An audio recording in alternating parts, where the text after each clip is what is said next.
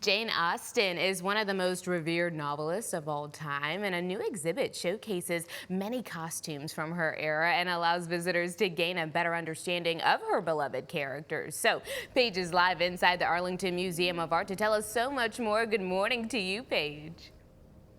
Good morning to you, and good morning, Texas. Yes, Jane Austen, she was born in 1775, and at a time when women certainly were not employed and obviously not authors, she was able to create and pen a fantastic manuscript called Pride and Prejudice. Little did she know then that this book would become one of the great classics of all time and also evolve into a movie that has a cult following. The movie was released in 2005. It was once again re-released in cinemas in 2020 and as 2025 as part of their 25th anniversary. And now you have an opportunity to see some of these iconic costumes from that era. I'm excited to introduce you to Kendall Quirk here with the Arlington Museum of Art.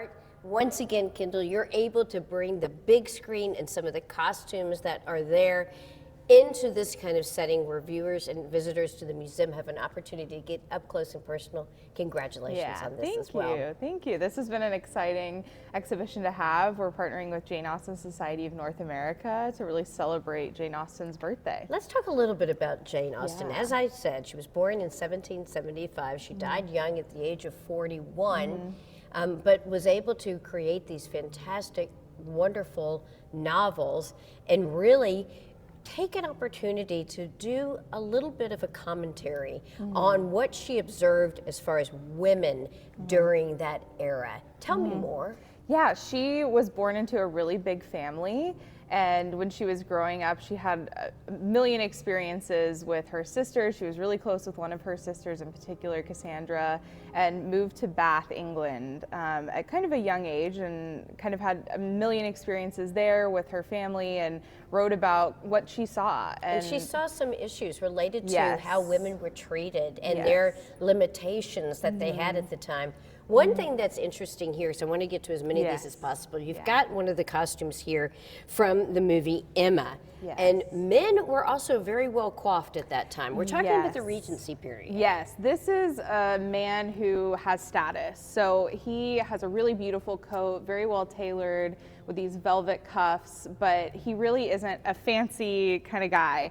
So the costume designer for this film really wanted to keep it complimentary of the main character Emma. So they kept the colors very similar, but this coat, this mustard coat, is very famous in this film and kind of really shows his status without going too overboard. Well, let's speak about that. We're going to head over here because when you think about the Regency period, remember this is the same period that, of course, now this wonderful, wonderful series called Bridgerton. That's where this is the same era. But what you're going to find that's remarkably different from those elaborate costumes that we know and love from Bridgerton is that these were very simple designs.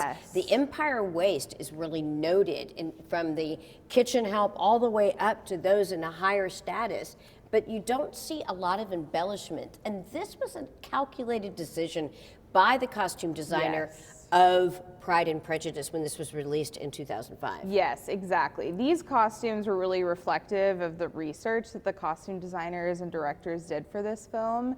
And they took a lot of inspiration from historically accurate drawings and the fabrics that they were able to see in historical archives.